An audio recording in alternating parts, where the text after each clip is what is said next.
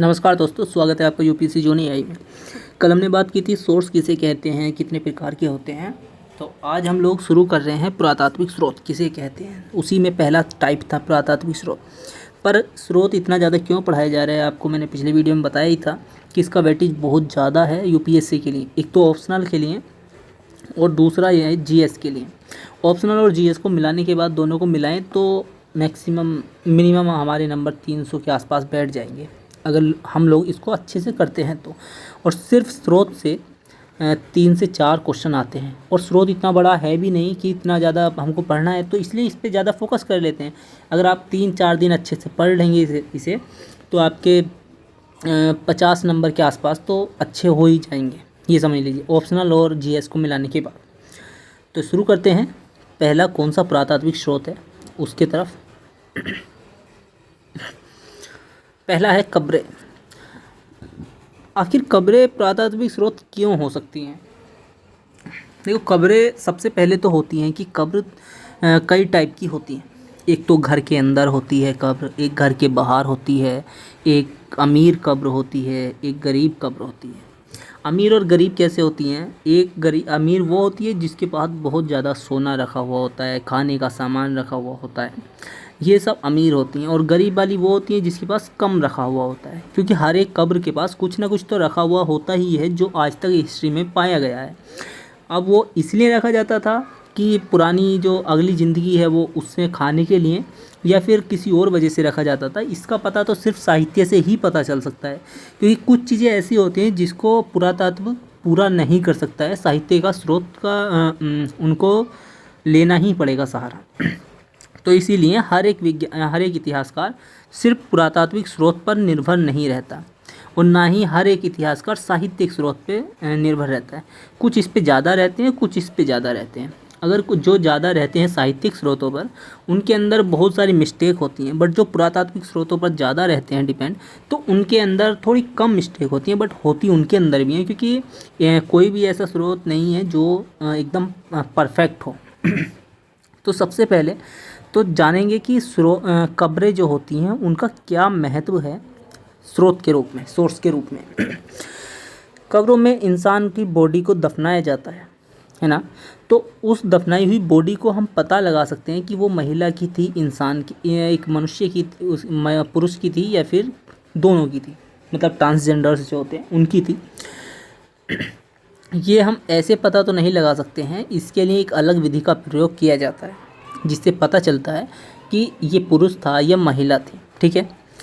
दूसरा, उनके जीवाश्मों से ये पता चल सकता है कि कब्रें कितनी पुरानी हैं और कितने साल पुराने इन कब्रों को दफनाया गया था। तो ये पता चल जाता है कि कौन से काल की कब्र हो सकती है, क्योंकि काल का निर्धारण होता है ऐसे क्षैतिज खुदाई करने के बाद। अगर ऊपर से नीचे खुदाई की जाती है तो काल का निर्धारित होता है। हर एक परत को एक काल कहा जाता है और जितने परत नीचे जाते हैं उतना काल कहा जाता है उसको। उतनी साल के बाद एक कब्र पाई जाती है। कब्रें बहुत आसानी से मिल जाती हैं, इसलिए इनका महत्व और बढ़ जाता है। हर एक जगह कोई ना कोई कब्र दफन होती ही होती है, तो उनसे हम पता भी लगा सकते हैं कि ये कब्र अमीर की थी, गरीब की थी, समाज किस तरह का था। और दूसरी कब्रें इस टाइप की भी होती हैं कि उनके पास कुछ अंधविश्वास के तरह चीज़ें मिलती हैं, मतलब कुछ जादू टोना किया गया होता है और उसको जादू टोना करने के बाद ये पता होता है कि ये अगले जन्म में ये होगा, सारी चीज़ें उसी से पता लग जाती हैं। एक बकरी को दफनाया भी गया है अभी इनाम गांव में, एक ही घर के अंदर मिली हैं कब्रें सारे परिवार की। तो उनसे पता लगता है कि वो एक मुखिया की थी, जो कि मुखिया एक अमीर इंसान था, तो उसने अपनी घर के अंदर ही अपने पूरे परिवार की कब्र को खोद के बनाया था। और ऐसे भी नहीं था कि कब्र में सिर्फ एक इंसान बंद होता था। एक कब्र को खोलते थे तो उसके अंदर एक से ज़्यादा पूरा परिवार उसी के अंदर दफन होता था। कब्र ऐसे नहीं होती थी कि छोटी सी बना दी।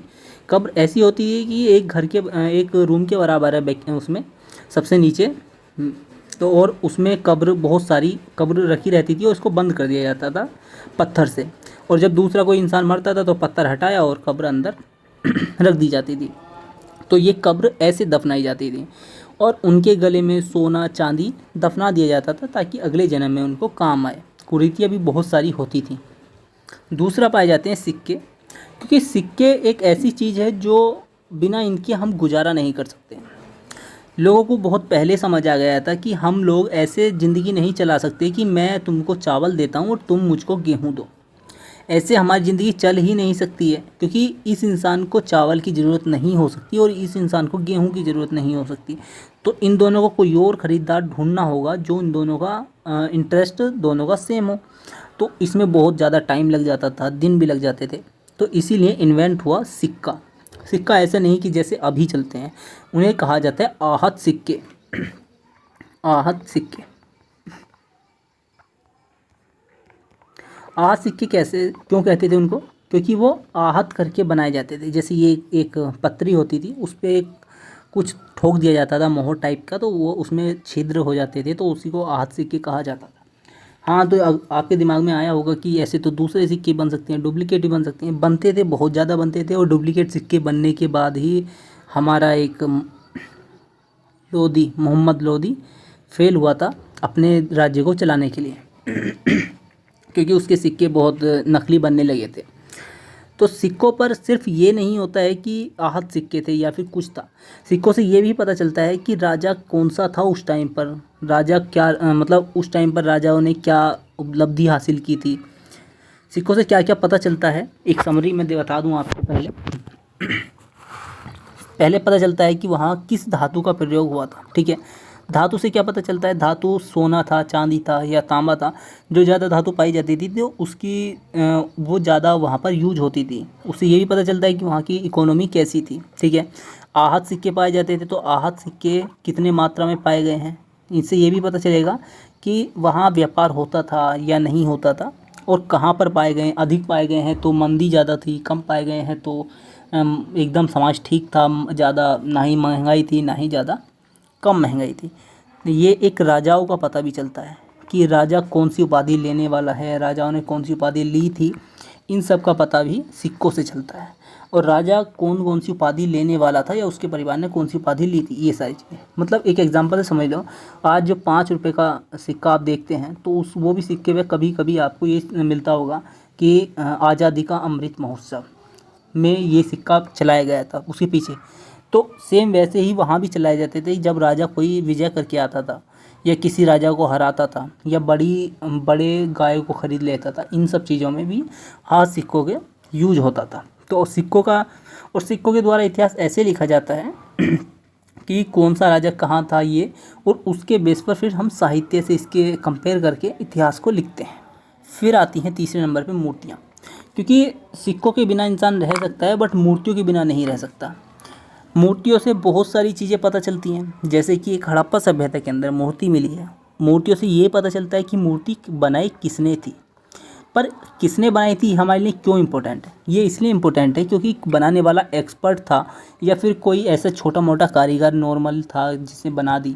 अगर वो एक्सपर्ट था तो मूर्तियाँ अमीर लोग ही बनवाते होंगे, क्योंकि एक्सपर्ट था। एक्सपर्ट होगा तो ज़्यादा पैसे लेगा, और जब ज़्यादा पैसे लेगा तो काम भी अच्छा करेगा, तो छोटे बारीक चीज़ें भी बनाएगा। तो एक पुरोहित की मूर्ति मिली है जो कि बहुत बारीक तरीके से बनाई गई है, हर एक दाढ़ी का उसके बाल भी बनाया गया है। तो ऐसे लगता है कि बहुत ज़्यादा एक्सपर्ट इंसान था जिसने बनाई थी, तो उसने ज़्यादा पैसे लिए होंगे उसको बनाने के लिए। दूसरा था किसने बनवाई, किसने बनवाई भाई। पर इसका क्या मतलब है? इसका मतलब यह है कि देखो, मूर्तियों को सिर्फ वही इंसान बनवा सकता है जिसके पास पैसा होता होगा। एक तो राजा बनवाता होगा, एक गांव का पुरोहित बनवाता होगा अपने उपलक्ष्य में कि हमारी मूर्ति बन जाएगी तो दुनिया हमें याद रखेगी, इतिहास हमें याद रखेगा कि मैंने ये मूर्ति बनवाई थी। उसके लिए बड़े बड़े इंसान ही बनाते होंगे। या फिर गुफाओं में अगर कोई चित्र मिलता है तो वो तो छोटे मोटे इंसान ही बना देते होंगे, कुछ ना कुछ उसके पीछे अंधभक्ति होगी ज़रूर। और मूर्तियाँ पाई गई हैं किसकी? पशुओं की पाई गई हैं। ठीक है, इससे ये भी पता चलेगा कि पशु उस टाइम पाले जाते थे या नहीं पाले जाते थे। हल की मूर्तियाँ, हल के चित्र पाए गए हैं, और भगवान की मूर्तियाँ पाई गई हैं या नहीं, कि उस टाइम पर भगवान देवी देवताओं की पूजा होती थी या नहीं होती थी। तो इससे ये भी पता चलता है। गुफा चित्र, जैसे मैंने भी आपको बताया कि गुफाओं के अंदर चित्र बन जाते थे बैल के, गौतम बुद्ध की मूर्तियाँ बनी हुई हैं गुफाओं के अंदर। तो ये सारी मूर्तियाँ बनाने वाला कौन था, क्यों था, ये सारी चीज़ें वहाँ पर क्यों बनाई गई थी गुफाओं के अंदर मूर्तियाँ। तो इनसे भी ये पता चलता है कि उस टाइप का समाज किस तरह से मूर्तियों को सोचता था, बनाता था। मान लो एक गुफा है, उसके अंदर भगवान की मूर्ति बनी हुई है। तो इससे ये भी साबित होता है कि वहाँ के लोग बहुत ज़्यादा पूजा करते थे, क्योंकि वो मूर्ति बना दी उन्होंने और उसकी पूजा करने लगे। ये सोचते थे कि हमारा भला हो जाएगा भगवान की पूजा करके। या फिर कुछ लोगों ने मूर्तियाँ नहीं बनाई, बैल बना दिया, और बैल को आगे चल के किससे प्रदर्शित किया गया है? शिव से, कि नंदी है, नंदी शिव का सवारी है, तो बैल को वहाँ बना दिया और बैल की पूजा करने लगे या फिर बैल को बचाने लगे। तो इससे ये भी पता चल सकता है हड़प्पा सभ्यता में जैसे बैल की मूर्ति बनाई गई है उसमें, तो ये भी हम लोग अंदाज़ा लगा सकते हैं उसका कि बैल इसलिए बनाया गया होगा या फिर गाय इसलिए बनाई गई होगी क्योंकि वो पवित्र हो गई होगी, या फिर उसको पाला जाने लगा था खाने के लिए, क्योंकि खाने के लिए तो पाला ही जाता था, बट उसको पाला जाने लगा होगा कि एक अच्छा पशु है, इसको पाल के आप लोग कुछ भी कर सकते हैं, खा सकते हैं बाद में, ऐसे करके। तो गुफा चित्रों का भी बहुत योगदान है। जीवाश्म स्रोत, ये सबसे ज़्यादा इम्पोर्टेंट होते हैं। ये हर एक चीज़ में पाए जाते हैं, कब्रों के अंदर भी पाए जाते हैं, मूर्तियों में भी पाए जाते हैं। गौतम बुद्ध के जितने भी मंदिर बने हुए हैं सब के अंदर जीवाश्म पाया जाता है। जीवाश्म किसी भी इंसान के हड्डियों के चिन्ह। मान लो एक इंसान मर गया तो उसकी जो हड्डी हैं, तो हड्डी एकदम से पिघलती नहीं है, वो बची रहती हैं। तो वो उनसे हम पता लगाएंगे कि ये वाला इंसान कब जन्मा था, कब मरा है, कौन सी सभ्यता में था और ये क्यों मरा है, किस तरीके से, या बीमारी से मरा है, ये कैसे मरा। जीवाश्म से इतना था पता चल जाता है। उस समाज की बीमारी का ही पता चलेगा, या फिर युद्ध होता था या नहीं होता था, ये सारी चीज़ें भी जीवाश्म से पता चल जाती हैं। और जीवाश्म से ये भी पता चलता है कि वो इंसान खाता क्या था। जैसे हड़प्पा सभ्यता का एक गेहूँ के दाने जल गए थे, तो उनके जीवाश्म मिले हैं जले हुए दानों के। तो ये समझ आता है उससे कि वहाँ पर गेहूँ खाई जा रही थी और उन्होंने जला दिए थे, या फिर जानबूझ के जलाए होंगे कि मेरे आने वाली पीढ़ी मुझे देखे कि हम लोग गेहूँ खाते थे, या फिर गलती से जल गए होंगे, या फिर वहाँ आग लग गई होगी और वहाँ जल गए होंगे, ऐसे करके। और जो हल बनते थे, हल के साथ साथ दूसरी चीज़ें भी बनाई जाती थी। हल बनाया जाता था वहाँ पर, या पशुओं के चित्र बनाए जाते थे, ये मिट्टी से बनाए जाते थे। तो ये भी उनके भी जीवाश्म मिले हैं, जिससे हमें पता चलता है कि वहाँ पर हल भी चलाया जाता था, पशु भी थे, और बहुत सारी मूर्तियाँ मिली हैं। एक भगवान की मूर्ति मिली है, तो उससे पता चलता है कि ये इनकी जीवाश्म मिले हैं हमको। शिलालेख और अभिलेख ये इम्पोर्टेंट तो नहीं है, क्योंकि ये हैं तो एक पुरातात्विक स्रोत, बट ये एक ही काल में पाए गए थे। अशोक ने इनका आरंभ किया था, आप अशोक को जानते होंगे, तो अशोक ने इनको आरंभ किया था। उसने शिलालेख और अभिलेख लिखवाए थे, जिसमें ये बताया था कि उसने कलिंग पर विजय प्राप्त की, उसने अपने भाइयों को मारने के बाद ये शासन स्थापित किया, यहाँ पर शासन किया, उसके बाद उसके मार्ग परिवर्तित हो गया, ये सारी उसने जानकारी दी थी। तो उसके बाद शिलालेखों का यूज एक ऐसी चीज़ के बारे में होने लगा जो जानकारी पहुँचाते हैं एक दूसरे को कि उन्होंने ये सोचा कि इतिहास हमें इसलिए याद करेगा कि हम लोग यहाँ पर अच्छे अच्छे विचार लिख रहे हैं। तो इसके द्वारा शिलालेख और अभिलेख का निर्माण होने लगा अशोक के द्वारा, और आने वाले शासकों ने भी इसका इस्तेमाल किया है अपनी उपलब्धियों को लिखने के लिए। इनको हम लोग इतना ज़्यादा ट्रस्टेड नहीं मान सकते, क्योंकि यहाँ पर एक चीज़ ऐसी होती है, हो सकता है कि इन्होंने अपनी उपलब्धियों को बढ़ा चढ़ा के लिखवा दिया हो, सभी लोग माने कि हाँ इस वाले शासक बहुत अच्छा था, इसने ये करवाया, ये सारी चीज़ें जाने, तो इसने बढ़ा चढ़ा कर भी लिखवा सकते हैं इसको। अन्य स्रोत में ज़्यादातर नहीं बचा है, या फिर पत्थर होते थे, पत्थर के मन के बनाए जाते थे, तो मनकों के साक्ष्य मिलते हैं, या व्यापार के साक्ष्य मिलते हैं। सिक्के व्यापार में यूज होते थे या नहीं होते थे। हल के साक्ष्य मिलेंगे, ठीक है। हड्डियों के साक्ष्य मिले होंगे। हड्डियों के साथ साथ ये मिला होगा युद्ध के साक्ष्य, घोड़े, पशुपति, इनके साक्ष्य मिले हैं, जिससे साबित होता है कि यहाँ पर ये सारी चीज़ें होती थी। लास्ट में हम आपको यही कहना चाहेंगे कि जो पुरातात्विक स्रोत हैं वो ज़्यादा ट्रस्टवर्दी होते हैं, उनके पास ट्रस्ट होता है, क्योंकि उनको चेंज नहीं किया जा सकता। लेकिन एक प्रॉब्लम और है कि उनको वेरीफाई करने के लिए हमें ज़रूरी है कि हम ऐसे रिटर्न स्रोतों को जांचें। अगर रिटर्न नहीं है तो माने ये इनको ट्रुथ मान सकते हैं, क्योंकि इनमें चेंज नहीं किया जा सकता। चेंज होगा तो दूसरा ही बनाया जाएगा, तो उसमें ज़्यादा ट्रस्ट है कि क्या इंसान ने लिखा था, उसको चेंज तो नहीं किया गया, ये सारी चीज़ें। जैसे रामायण महाभारत है, इसमें चेंज भी किया जा सकता है बाद में, तो वैसा नहीं हो सकता है। और पुरातत्व के आधार पर इतिहास को लिखना बहुत कठिन होता है, क्योंकि उसके साक्ष्य मिलते नहीं हैं। सबसे बड़ी चीज़ ये है कि उसमें सबसे ज़्यादा पैसा लगता है खुदाई के लिए, और जो हमारे पास नहीं है और सरकार देती नहीं। हमारी सरकार बस 1.25 के आसपास अलॉट करती है रिसर्च के लिए, जो कि अपने भारत में सबसे कम है, पूरी दुनिया में सबसे कम है।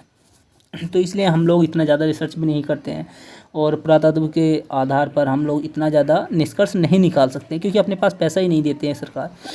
लेकिन रिटर्न जो स्रोत हैं उनके पास किंवदंतियाँ हैं, भ्रामक जानकारियाँ हैं, और इनको पढ़ना मुश्किल भी नहीं है इतना ज़्यादा। तो इनके आधार पर हम लोग ज़्यादा से ज़्यादा अंदाज़ा लगाते रहते हैं। इसीलिए राष्ट्रवादी इतिहासकार बहुत ज़्यादा फेमस हो जाते हैं, मार्क्सवादी इतिहासकार कम होते हैं, क्योंकि मार्क्सवादी ज़्यादातर इन पर ध्यान देते हैं और राष्ट्रवादी इन पर ध्यान देते हैं। इनको भी समझेंगे आगे आने वाले टाइम में। फ़िलहाल के लिए इतना ही इस वीडियो में, और आगे समझेंगे हम रिटर्न सोर्सेज के बारे में। अगर कोई भी डाउट हो इस वीडियो से रिलेटेड तो आप कमेंट्स करके हमें बताइए कि क्या डाउट रह गया आपका, और चैनल को सब्सक्राइब कर देना। Thank you.